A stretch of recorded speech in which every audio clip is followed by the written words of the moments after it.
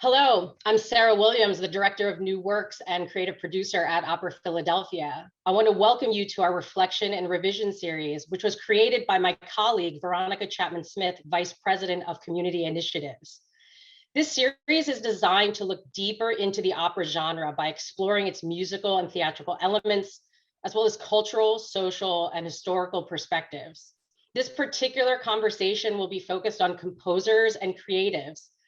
Therefore, joining the Zoom roundtable today are four brilliant artists who are also scholars, educators, and entrepreneurs whose works have been performed all over the world and are leading an industry forward. I'd like to welcome Courtney Bryan, Melissa Dunphy, Tanyaradzwa Tawengwa, and Erin Busch. Hi, everyone. Welcome. Hi. Hi. Hello. Thank you all so much for being here today. I'm so happy to be a part of this and to talk to all of these wonderful people. Thank you so much. And thank you to those of you watching that participated in our survey, in which we requested questions or topics that you were interested in hearing discussed today that we will be honoring. Why don't we start with talking a bit about each of your paths to becoming a composer? So my position at Opera Philadelphia is very unique in having such access to creative artists. I get to hear firsthand the various ways one finds writing music, for instance. However, the journey getting there is so individualistic. And for people that don't compose, it can be somewhat mysterious. So Melissa, why don't we start with you and just talking about a bit of your path in becoming a composer? Yeah, absolutely. I was one of those little classical music kids. When I was very small, my mom took me to piano lessons because she thought it would make me better at math and science. She had read a study that said music makes you better at math and science, and she really wanted me to go into a STEM career. That backfired. I played, violin and viola as a kid, but it almost worked. Her strategy almost worked because I almost went into a medical field. I started college in a medical degree, and it wasn't until I got some way into it that I realized that that's not where my heart was. And it took a few years, even after I quit that degree program, before I had an accidental opportunity to compose some music for a theater show. I had not written anything since a high school music class assignment kind of project. But while I was writing music for, it was A Midsummer Night's Dream at the Harrisburg Shakespeare Festival, like a light bulb went off in my head and went, this is your path. This is what you want to do. This is the most exciting thing that you've tackled so far in your life. And so, as I tell people, at the ripe age of 24, I went back to school, got a Bachelor of Music, and eventually my PhD at the University of Pennsylvania. And now I pinch myself every day. I am living this weird, unbelievable dream of being a working freelance professional composer. Mostly vocal music, a lot of politically inflected, like social justice themes and the things that are important to me I get to write about, which again, it's living the dream. It's amazing. Absolutely. Tanyaradzwa, how about for you? How did this path kind of come about in your life? Well, actually, my path and Melissa's have a lot in common, funny enough. I started off singing when I was 3 years old. My grandmother was a singer. My great-grandfather was an evangelist for Methodist missionaries who were arriving in the southern part of the African continent. And so he and all his children, so my grandmother and her 7 siblings, formed a traveling choir that used to travel throughout Southern Africa and sing sacred music. And so that's on my mom's side. On my dad's side, my grandmother was a spirit medium. So my dad's side is the side of the family that really kind of kept the traditional canon alive of like sacred ancestral indigenous music. And then my father, who, like my mother, were very much involved in Zimbabwe's liberation struggle for independence, you know, as a Pan-Africanist, taught me that the tales of the hunt will always glorify the hunter until the lioness learns to write. And so my father encouraged me to write. He said, whatever you do, make sure that you tell your story. So in school, I was playing piano, started playing piano when I was 8, started playing cello when I was 12. And then I, you know, was conducting our church choir when I was 11 years old. So I'm also very much in choral music.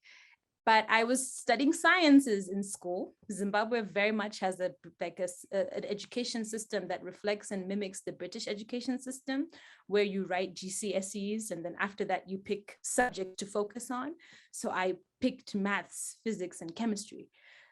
And so when I went to Princeton, I also was pre-med. I was a pre-med music major. And then unfortunately, very sadly, my brother passed away my sophomore year. He was 33. And I think his passing really, I don't know, like drew things into focus for me, gave me a lot of clarity. And also I turned to music to heal. And so I just never looked back. I always feel like my brother is my patron saint of composition, you know, like it was really his passing that made me choose decisively to, you know, walk this path to tell healing stories. And I just feel so incredibly privileged to have the path in life that I have, and also feel quite a deep responsibility to my community and other creatives that are here to also be able to offer support in the same way that I've been supported tremendously from the beginning. So that's my story in a nutshell. It's a powerful story. Thank you. Courtney, can you talk a little? Hi, Courtney. Can you talk a little bit about your journey to getting to becoming a composer? Sure. Yeah, so for me, I guess early on, I like to do whatever my sisters did. They were taking piano at the time, so I was really excited when I was able to finally take piano at 5. I guess there's a teacher, Miss McDowell, who lived down the street. And so we would walk down the street to take our piano lessons. And once I was doing that, I basically would, whatever I was learning in piano lessons, I would improvise on that and try to like learn things from what I was hearing. Like if there was a movie and I heard music in it or music on the radio, just over time, I would try to, you know, learn how to do things by ear while I was learning things in this formal way. And I basically, through this, I started composing early, and I didn't call it that at the time. I would say, here's something I made up, and my parents would record it and make sure that I was, you know, having records of it. And I had teachers actually early on who told me to take it seriously, and I had an early teacher in elementary school, Miss Curtis, who told me to use the word composing when I discussed, you know, what I'm creating. And so you know, those moments were important. Just everybody just kind of like the support system around like saying what you're doing is, you know, important to take seriously. I was always inspired early on. I was inspired by both Scott Joplin and by Frederick Chopin. So those were like my earliest knowledge of composers. And so a lot of what I was doing was really like focused on piano, just as a lot of their music was. And as I started studying in different situations, I would always write for friends. And that's how I got into learning about writing for other instruments and for voice and different settings. Eventually over time, between music and the other art forms, it was always just based on like relationships with people and making, you know, deciding to create things for them or create things together. So that's how I got into writing for others, and also how I got into a lot of like collaborative projects over time. And yeah, I guess I always knew I wanted to do music. My first professional experience was in church. So when I was in junior high, I used to sub for the organist at my church, St. Luke's Episcopal. And so that's when I learned that you actually get paid to do music. I was like, oh, this is something I enjoy, something I enjoy doing anyway. But that's the first, like, I would say professional experience. And being a church musician has been an important part of my path ever since. Like every school that I went to and city I moved to, I usually worked for a church as a church musician. And so that's another path besides, in addition to academia, as far as my music studies. Thank you. It was very interesting when you mentioned how you had someone that specifically said, call yourself a composer, like how everyone on this call like started moving and eyes got wide. I'd love to get back to that at some point because we know how little that happens, and how many of you are also mentors and educators. And I'd be curious about all your thoughts on that, how important that is to tell people. But before we get there, Erin, I'd love to welcome you to talk about your journey into this profession of composition. Sure. It's, first of all, I'll start by saying it's wonderful to hear all of your journeys. It's really interesting just to like kind of reflect on how we all got here. For me, I started kind of similarly to Melissa. I was definitely like my parents put me in lessons really young. I was like, playing in a bunch of ensembles from a pretty young age.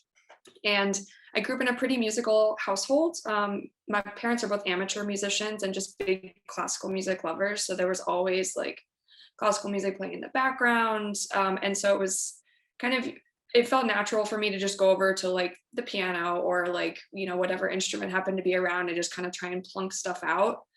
And even after I started lessons, I think I was 5 when I started piano, and I wrote my first piece when I was 8.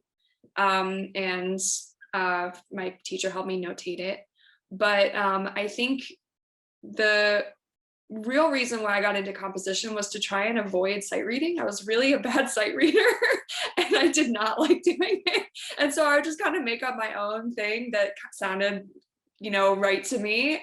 And my teachers, it depended on the teacher. Some of them encouraged it and some of them are like, that's great, but you should really play what's on the page. And so I think I kind of leaned into composition partly to get away from having to sight read stuff.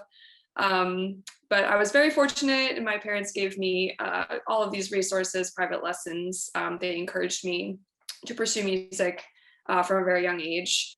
And I think around my junior year of high school was when I started to think more seriously about career, and then started to look into, I kind of realized like, oh, I could actually just like do this as a major. That's insane that people would like let me do this for my main focus.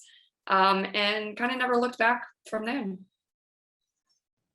Erin, can I jump in and say I was also the world's worst sight reader, and I found now as a teacher and thinking about these kinds of things for a long time, it's because you had a good ear, right? Like you can pick things up by ear really well. And I find that, a lot of kids who struggle with sight reading, it's because they learn things by ear so quickly that they stop reading the music on the page. And so they get less experienced sight reading than kids who don't learn by ear as easily. Yeah. So like our education system is so focused on reading scores, and this is something that we could get into, it's like a whole other topic, that often kids who, struggle with sight reading are penalized for that, when it's actually, no, it's because they have this whole other skill that's getting in the way. Like they have to, they aren't getting the kind of experience sight reading that others are. So I want to like, oh my gosh, I was basically functionally illiterate at sight reading until I was about 14, and it got embarrassing for me. So yeah, my God. So I'm in the same boat. Can we pick up off of that then? Because I feel there's such a resounding theme in some of your stories of support, whether it's family or educators or friends or whatever it is. And I think sometimes when we talk about the arts, we don't often hear those stories. And I think it highlights also how necessary that is. And I'm curious, as such distinguished professionals that also exist in so many spaces and also work tirelessly to uplift the next generation and mentor and educate and do that very, very serious work and meaningful work. Could you talk a little bit about how that impacted you, that support potentially altered your life, and what you try to do in doing some of the same with other generations that you work with? I'll leave it open to whoever would like to pick that up. I would love to jump in. When I was 8 years old, I started studying with my piano teacher, Sister Loyola. So I went to a Catholic all-girls school in Harare, Zimbabwe. And my piano teacher, when I was 8, was 86. She came to Zimbabwe in a ship from Munich, Germany. And so, you know, she was actually one of my best friends. She died last year at 106. Bless. Yes. I asked her how she lives all, I said, sister, how did you live so long? You know, what's the secret to a long life? And she said, all music and no men.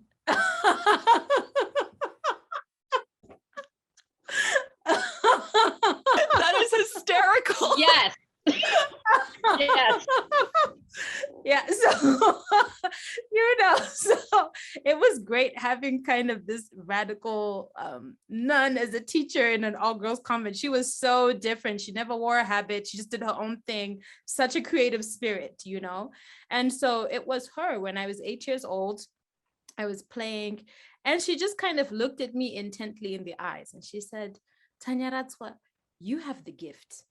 And I didn't know what she meant, you know, but she was just like, if you really want to do this, you can, because you have the gift. And that's all she ever said. That was, then after that, she was back to being like super strict, like, you know. But in that one moment, she said something, and I remember it to this day, you know. And same thing just with my community, you know, anytime we had a family gathering, people would be like, Tanyaradzwa, sing for us. Sing for us. And it was so annoying. But then people start throwing money at me. So like Courtney said, I started to realize, wait, I can buy ice cream off of this. Like, this is fantastic. So I really do thank my family and my teachers for giving me the support and really believing in something that I couldn't see for a very, very long time. And so kind of in my position now as an educator and also as a mentor, you know, I just say I am a, you know, serial encourager. I just encourage and encourage and encourage, because every little dream I've ever had, my teachers and my family have encouraged. And anytime, you know, I meet friends or people who maybe would have wished to have been on the musical path, but someone didn't encourage them or actively discourage them, they always say, you are so fortunate to have that community that has always cheered you on. I wish I would have had it, but I gave up because no one believed in me. And, you know, so I really, really think that, you know, commitment is such a big piece. Like talent, of course, the gifting, yes, but that support, you know, that you get from committed people in your community, oh my gosh, that's just irreplaceable. So I really do try pay that forward every day. I feel like my parents were not particularly supportive of a musical career for me, shall we say. People often say, you know, but were you in a musical family? I'm like, no, not at all. My parents sort of banished me to the garage to practice because, I mean, to be fair, the sound of a young violinist practicing is not the most pleasant sound in the world, and I get that. But, you know, my parents basically begged me to quit music every year and focus on my real studies. To their credit, they continued paying for music lessons for me because I fought so hard to stay in those music classes. But I knew that they would have been delighted if at any point I had been like, I'm done with music. It was just a phase, and I would like to just study physics, chemistry, and math from now on. But what I will say is, you know, my family life was, when I was young, was chaotic. I came from quite a dysfunctional, even abusive family environment. And in many ways during my teen years, particularly, I credit music and my musical life with saving me, with giving me the strength to get through that. You know, music is capable of doing that, which is one reason why I get really hot under the collar when people see music as this like frippery extracurricular activity and people should just focus on STEM or whatever. When I'm like, you know, you see teenagers in pain. In our city, Philadelphia, particularly, we're going through so much violence in our younger communities around town. And I know firsthand the power of the arts to save people who are in chaotic, unsupportive environments. I credit, of course, my music teachers with being supportive of me, but, just the ability to express yourself creatively and to focus on a practice, even performing music is almost meditative in the way it focuses you and gives you skills to overcome problems that you see. It saved me. I'm like, the reason I was such a great violist when I was 16 is because I was practicing 3 hours a day, because that's what I needed to do to get through what was going on in my family life. And I've heard this story from so many people, so many people who like, my parents got divorced and I suddenly got really, really good at the flute. Like, these are things that I hear from lots and lots of people. So, the practice of music is collaborative and it creates community. There are studies that show that singing in a choir, for example, actually changes people's brains and changes the way that they see the world and creates a sense of community and creates kind of, when you're in a choir, you have to learn how to make way for other sections and how to come forward when it's your time to come forward and how to blend with people and how to harmonize with people. And that extrapolates metaphorically to living in a community and being, being a functional and productive and caring citizen. So I think that there's a lot in that itself. And yeah, as a teacher, again, just like Tanyaradzwa was saying, like, yes, you have to encourage this in people because there are so many other structures going on in our society that is actually like actively shutting that down, that sense of individuality, that sense of creativity, that sense of, this is important, your voice is important. So exactly. Like, in terms of centering and supporting the next generation of creatives, it makes me think of, Erin, your organization that you started, which supports female and non-binary high school and undergraduate composers, for instance. Could you talk a bit about your impetus for creating that organization? Sure, I'd be happy to. So I founded the Young Women Composers Camp back in 2018. Melissa and Sarah are on my board. I'm super lucky to have them as part of our leadership. And the program really centers high school female, non-binary, and trans composers who have an interest in composition. It does not require them to have significant experience or really any experience as composers, doesn't require them to have previous training. We try to open up the opportunity to people who maybe have not ever been asked before, would you like to write something? And here's how you can do it. And I think the impetus for me was actually coming from slightly a different direction.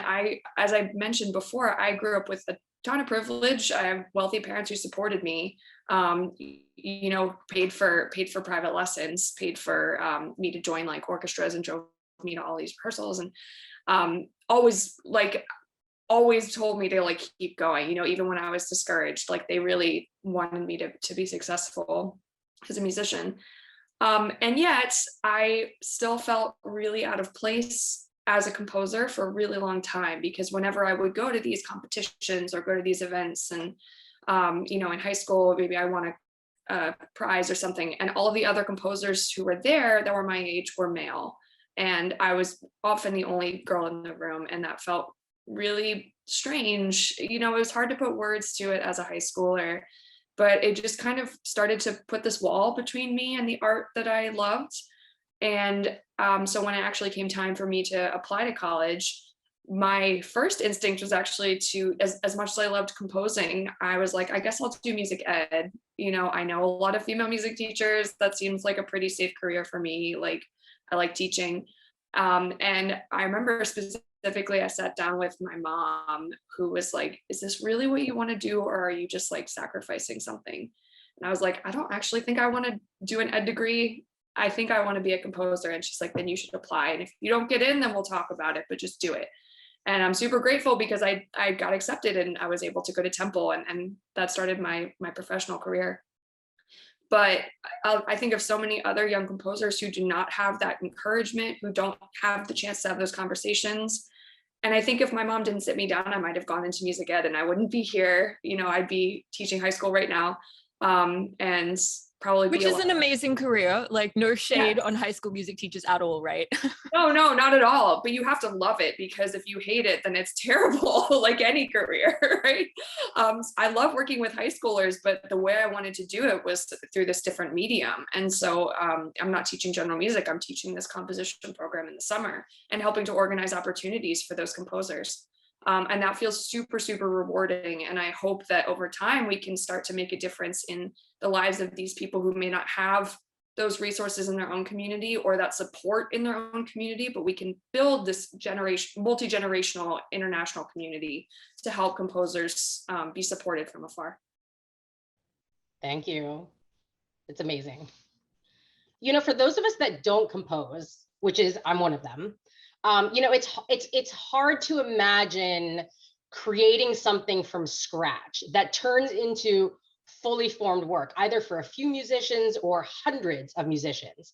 And many of the people that actually participated in our survey and put forth questions that they were interested in and you all responding to was talking about process. Like, what's your process? What's your source of inspiration? How do you do it? Like, what is it? And again, it's so different for each person. So I think we'd love to hear from all of you, talk about that a little bit. Maybe Courtney, we can start with you a little bit in your source of inspiration and process. Sure.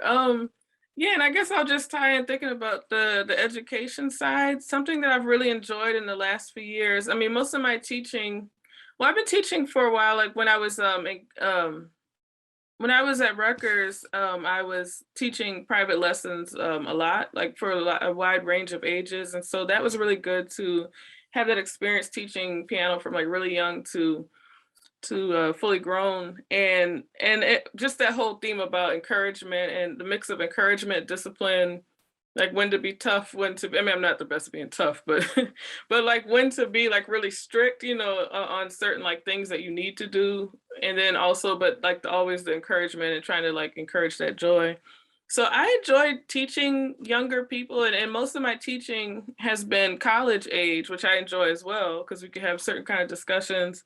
But one thing I've done in my recent projects, whenever I have a larger commission, is to be able to do workshops with young people on composing and improvising. And so I did that when I was working with Jacksonville Symphony as a composer in residence. And I'm doing that now with Louisiana Philharmonic, where I'm the creative partner. And I really enjoyed it on the education side. And I also enjoy it on I guess going to process. I've realized how much they go together, just kind of like the teaching side and then the creating side, and how much you learn from your students and what kind of sparks them to create. That's one inspiration I would say I have. So that's just kind of tying into education and the process. So in some recent pieces, it has been like inspired by like working with, especially the young students, and when they're really like new and they're really like free with it. Otherwise, process, I mean, I'm inspired by a lot of things. Like I'm really inspired by poetry and any kind of writing for a lot of my work. I'm often inspired by the Bible. So sometimes my creative process is also like my spiritual studying. I kind of combine that with most of my work. And I'm also inspired by historical figures and events, and also contemporary figures and events as it deals with African-American history or different social issues. I'm inspired by visual art. It's kind of whatever it is. Sometimes it starts at the piano. Sometimes I really start with the sound and I'm at the piano. Other times I have a more kind of abstract idea of what, you know, the instruments may be, and then that kind of comes into focus. Yeah, sometimes I get a commission that has like, you know, sometimes you get a commission and they're like, it's about this. And then other times it's like, okay, what, you know, I love to like balance that with me just doing things that don't have any commission or deadline, and just think about, okay, I really want to do something inspired by this. What are the instruments? What is the form? Like, you know, how long is it? So it can come from anywhere, but always looking for different inspiration and really enjoy inspiration from being around young people.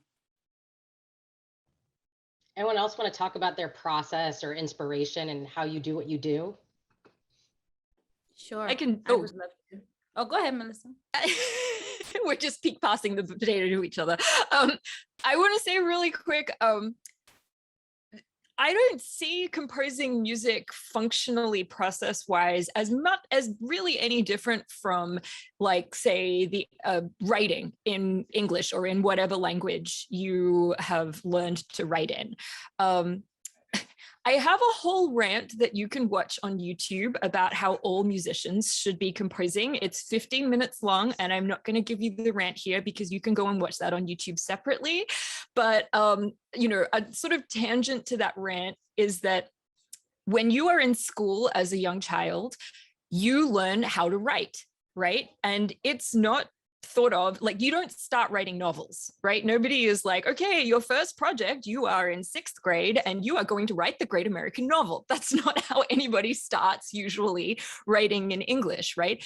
It's not really a big deal. You might start with little pieces of poetry. You might start with a small short story, a paragraph, a sentence, right? And there isn't the kind of weight of, well, this sentence has to prove that you're a genius, right? That's placed sometimes on the art form of composing. And I wish that our music education system saw composing as just like that. You know, it's a skill that you develop through practice. It can be big, it can be small, it can be writing a haiku, it can be writing the great American novel, it can be writing a 50-page paper to get your PhD, or it can be writing a 1-page personal essay. All of these things are valid forms of writing, right? And I think composition should be like that too. But for whatever reason, particularly in classical music, actually only in classical music, if you boil it down, we have decided that composition is something that geniuses do, and that it's mysterious and strange and a really huge effort. And for a lot of people, composition specifically means writing like symphonies and operas and string quartets, when I think that the act of improvising a song is composition. The act of writing a little ditty on the piano or on the guitar, or, you know, all of these things are composition. One of the things I really hate about, like, I see this divide when I ask people if they're composers, and someone will say to me, often women will say to me, oh, I'm not a composer, I'm a songwriter, I'm a singer-songwriter. Like, I'm sorry, what is the difference? Can you can you explain to me what the difference is between those two things? Because they're actually exactly the same thing. It's just that we've put this weird weight on, like, writing orchestral music or writing operas or whatever. So when I get this question of, like, what is your process? You know, what is your process for writing a sentence? You know, you have something that you want to express. You use this language, whether it's classical music, whether it's jazz, whether it's pop music, whether it's rock music, whether it's, you know, any other kind of music or genre of music, to express the thing that you want to express. And it can be a tiny thing. It can be like a melody that's 5 seconds long, and it can be a massive symphony that you have to spend 2 years writing because it's the equivalent of writing a novel. It can be like a puzzle. It can be like you have to sit down and really figure out how to put all the parts together and plan it like crazy, like you might for, you know, a huge mystery novel with a twist at the end. Or it can be a stream of consciousness that just pours out of you, and in either recorded form or live performance form, or maybe you transcribe it and write it out. All of these things are valid. I use all of these methods and these processes in my work, depending on what I'm called to do. And I wish we would demystify it. I wish everybody who studied music in any form just understood that, because they were made to do it by the education system that they were in. Agreed. Thank you. Tanyaradzwa, I wanted to give you an opportunity to continue your thought. Process for me is really living. I'm a my sun is in Capricorn and my moon is in Scorpio. So I'm a very like intense in a world kind of person. And I journal a lot. I have about over 50 journals, especially because composition, really sitting down to tell my story came to me as part of just a way I processed my my life as an immigrant. I left Zimbabwe when I was 15 years old. I left my parents and, I was in America figuring life out. And so I needed a way to channel thoughts and write things down. But also I found so much inspiration by being halfway across the world from what I had grown up with, and by meeting people and having different conversations and having experiences. So for me, I really am one who believes that, storytelling, composition is really also a byproduct of lived experience, and that living is so, so important. Like just being committed to being open-hearted and open-spirited in this life journey, allowing yourself to feel and to experience, and then just, sharing that as truthfully as possible. So, I'm really someone who does bring a lot of vulnerability to my process, because I'm typically writing about myself, whether it's heartbreak or, deep joy or, just social, like political issues. They're typically ones that affect me. And, I'll give you an example. Today I was in line applying for a passport at the Zimbabwean registrar's office. I need a new passport. And because of COVID, the procedures, they're just backed up. And so my oldest brother had to wake up at 5 a.m. and hold a spot in line for me and my sister. And then we got into the line at 7 a.m. and we were numbers 136 and 137. And they only take 200 people a day.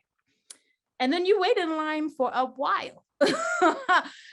By the time I got to book a date to submit my paperwork, it was a good 3-4 hours. So what happened? People start talking, and you just start to connect with other people. And the man who was in front of us, he's a truck driver who drives trucks between, South Africa and Zimbabwe, and he transports minerals. And so he just had such interesting things to say about, how our minerals are being exploited and how he sees that firsthand as a truck driver. And so, just by being alive today and by participating in life, i.e. connecting with another human being, already my creative and scholarly self is like, wait, I want to read more and learn more and talk more about what truck drivers see when they're crossing the borders and seeing how things are being transported across our borders, and how people are exploiting minerals and things like that. So, and there's already a work, that I'm like, I really wanted to tell the story. Wow, what is it like to be a truck driver? How about the female truck drivers? How do they handle that? Because there were a few in the line as well. And, all these different things. Or, there were elderly women in line who were suffering with joint pains, and there were women who had babies. And you're like, wow, these inefficient procedures really affect women's bodies. Like you have to be able-bodied to be able to stand in line for 4 hours for a passport. So how do we tell that story? So yeah, process for me is living. And from living, everything comes. And also a connection to my ancestors, so much of my work, especially as a mbira player, comes from also, holding the canon of music that's thousands of years old and keeping that close. So that's also really, really, really a big part of my process, is just ancestral work and ancestral connection. Thank you so much. You're welcome. Erin, I wanted to give you an opportunity if you wanted to talk a bit about your source of inspiration. I love hearing everyone's processes, and especially Melissa, I'm going to check out your rant, your full rant. So I think sources of inspiration for me are pretty vast, and probably a lot of people have like nature and community, and like Tanyaradzwa was saying about just like community and seeing people in your day-to-day life. But then for the actual application of, okay, well, how do I transform that into a piece, is about time and setting aside specific time that I'm going to be in that headspace.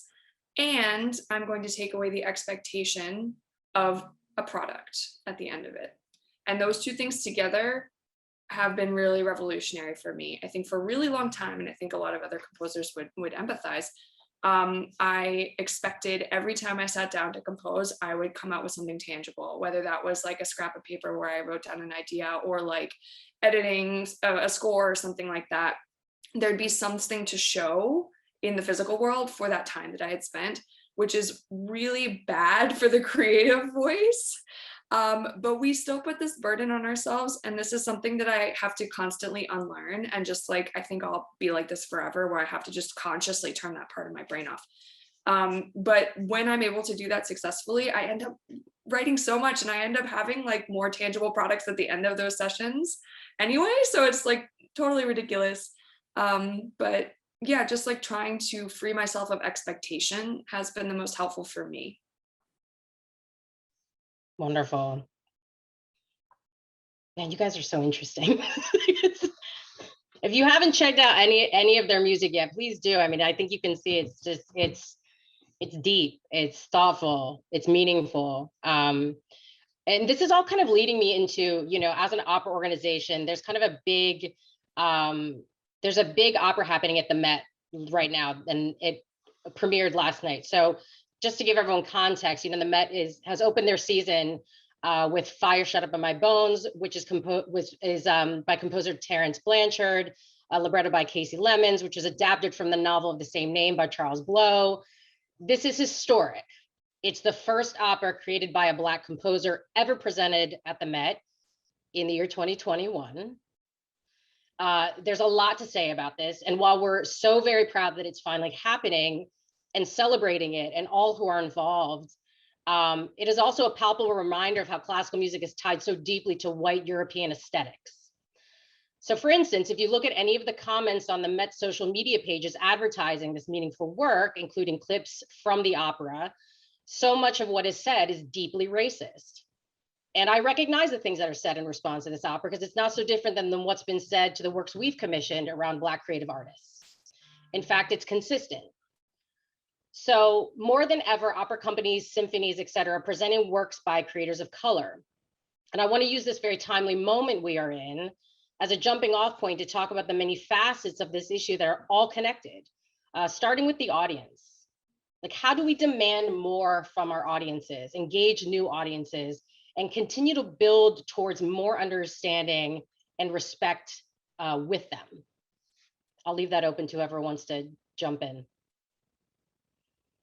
I think there are some audience members who aren't open to hearing from non-white races, or not open to hearing from women.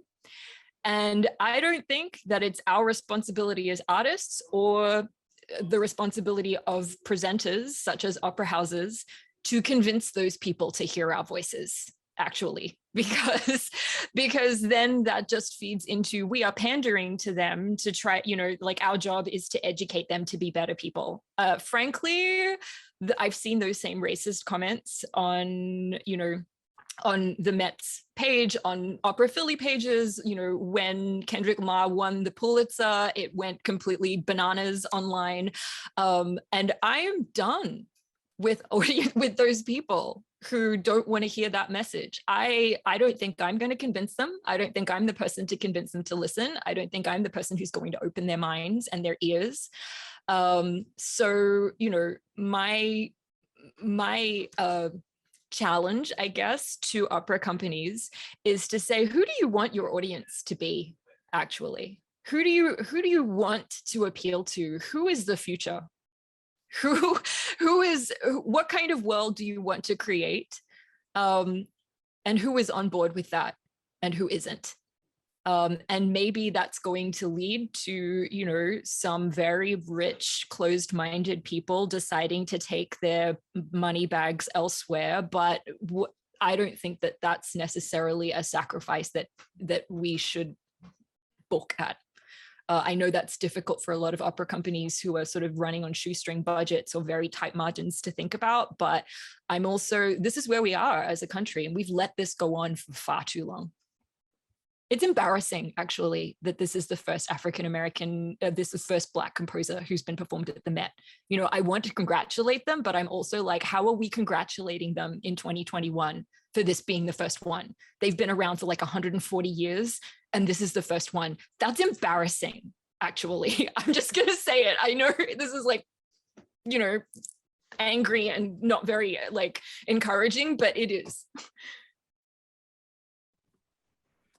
I think it's honest, you know. I think audiences need to be taught, and I don't know if that's the composer's job to do, but I also feel very excited because, you know, think about all the people who are in the audience now or making up a new kind of audience because Fire Shut Up in My Bones exists. You know, I would have loved to be there tonight. I'm looking forward to attending it at Chicago Lyric next year in March when I'm back in the US. And I'm going to be so excited to be there and to see my friends and my colleagues, you know, be in a piece that is so special and so humanizing and so like something that you can really stand and be proud of. I think of, you know, I sang Queenie and Showboat once or twice or quite a few times. And I'm like, I wouldn't do it again, you know. And there's so many shows that we as, you know, Black performers have been put through that have not really brought dignity to our stories, so humanity to our stories and to our bodies while on stage.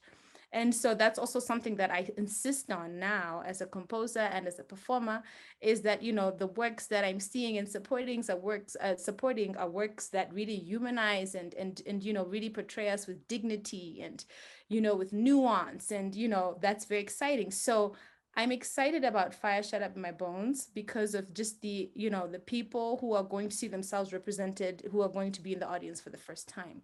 But to echo what Melissa said, yeah, it's very difficult to applaud something, you know, in 2021, when, you know, we're talking about a house that has resources, that is not operating on a shoestring budget, you know, and so you wonder why, you know, what was the excuse? Why now? Why not before? You know, and so in that regard, it's a little bittersweet, but we still celebrate it, you know. I think that, you know, moving forward, it really is about opera companies just being very clear about who they are and what they stand for. I think if you're a company who doesn't stand for, you know, stories told by composers of color, then just say so. Because there's nothing worse than arriving at a company and being treated badly. No, seriously, you know, and you just realize like, oh my God, this is a tokenist environment. I'm just here and I'm just being used as a prop. At the same time, it is incredible to work with companies that you are so well taken care of, and you know that your story matters and you know that your voice matters. So I am just like, I really applaud the companies that take that stance and do that work, Opera Philadelphia being one of them. So I just think that this is the time where, you know, companies need to choose, make their stances clear, and that will send a message to audience members, and then the audience members they want will come, you know. I'm sure Slipped Disc Opera will open up sometime.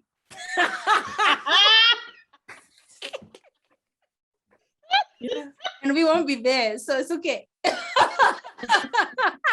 No, that's a good point about organizations just making it clear where they stand. And I think there becomes a point, I mean, it does help that there are organizations who have been doing more expansive work, or more, you know, inclusive and more diverse, whichever word, you know. So there's been companies who have been like really, of course, Opera Philadelphia being one of them, companies who have really like taken the, you know, who have been like more on the forefront of these things, and sometimes or other organizations, whether it's opera or not, and then at some point the ones like the Met have to catch up. So so it's kind of like, it does kind of give a tribute to those who are you know, that it's been happening.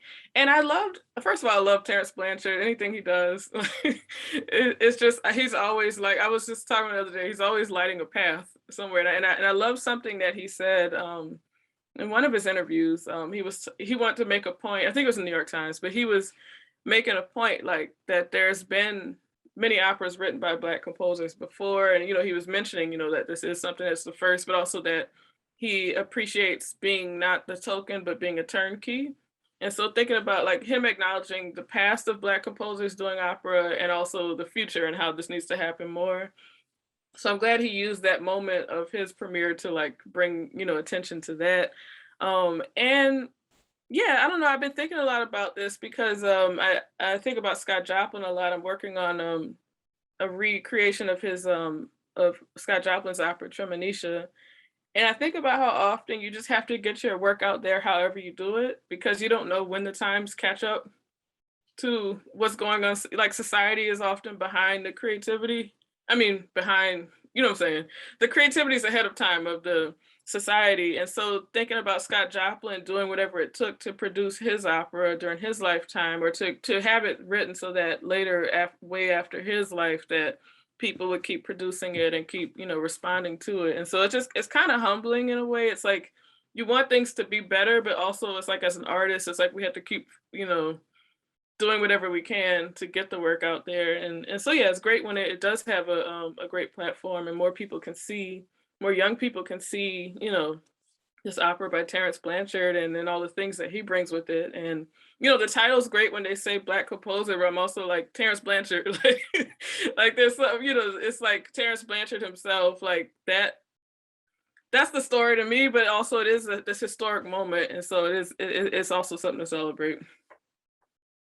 Thanks, Courtney. As much as I wish it wasn't true, we are sadly out of time for this conversation. However, I do think we're just getting started. So I do think we will internally discuss a potential for a part 2, because I think there's obviously much, much more to get into that I think is necessary to hear. So with that said, I'd like to thank each of you for joining this incredible panel and roundtable today. Thank you to all of you for watching. Please let us know what you think. Please continue to communicate with us. And if you have any further questions for future roundtables and conversations, please bring them in. We want to hear from you. We want to make sure that we're creating conversations to involve everyone. So with that said, thank you so much for joining us today, and we'll see you soon. Thank you. Thank you. Thank you so much. Everyone. Thank you. Any opportunity to talk to these people, seriously. My gosh.